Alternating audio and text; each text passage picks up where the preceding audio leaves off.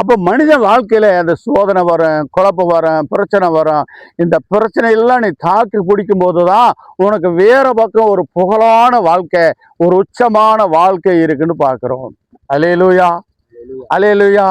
அதை கண்டு நீங்க அருமையான தேவ ஜனமே, எனக்கு இந்த கஷ்டம் வந்துருச்சே, நான் கோயிலுக்கு போறேனே, நான் காணிக்க போட்டேனே, நான் தசமம் கொடுத்தனே, நான் கும்பிட்ட சாமிக்கு கண் இல்லையா, அப்படிலாம் திட்டுறீங்க. நிறைய பேர் திட்டுறதை நான் பார்க்குறேன்.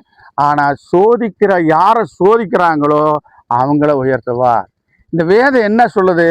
யாரை முன்குறித்தாரோ அவரை அழைத்திருக்கிறார், யாரை அழைத்தாரோ அவரை உயர்த்திருக்கிறார், யாரை அழைத்தாரோ அவரை ஊழல்லவனா மாற்றிருக்கிறன்னு தான் வேதம் சொல்லுது. அல்லேலூயா, அல்லேலூயா. மனது உருகிற தேவன் தான் நம்மளுடைய தேவன்.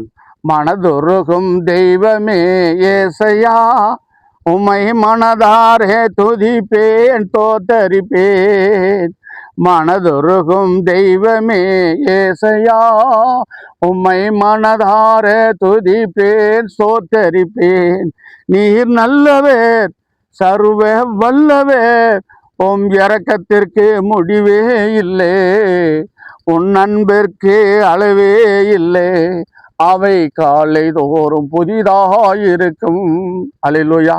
அருமையான தேவஜனமே, யாரெல்லாம் இயேசு கிட்ட வாராங்களோ, அவர்கள் இயேசுவை நம்புகிறார்களோ, அவர்களுக்கு ஆரம்பத்தில் கொஞ்சம் சோதனை வந்தாலும் குழப்பங்கள் வந்தாலும் தொடர்ச்சியாக இருந்தால் அந்த ஆகாருடைய மகனும் பெரிய ஜனங்களாய் மாறுவது போல, இந்த கஷ்டமெல்லாம் அவங்களுக்கு ஒரு நல்ல நிலையை கொடுத்தது போல தேவன் அவர்களை ஆசீர்வதிப்பார். அப்போ உன்னை உயர்த்தணும்னு நினைச்சா, நீ ஒரு பெரிய மனுஷனை ஆக்கணும்னு நினைச்சா, உன்னைய பணக்காரனை ஆக்க நினைச்சா, உன்னைய சோதிப்பாரு, உனக்கு கொஞ்சம் ஒரு கஷ்டத்தை கொடுப்பாரு, ஒரு குழப்பத்தை கொடுப்பாரு.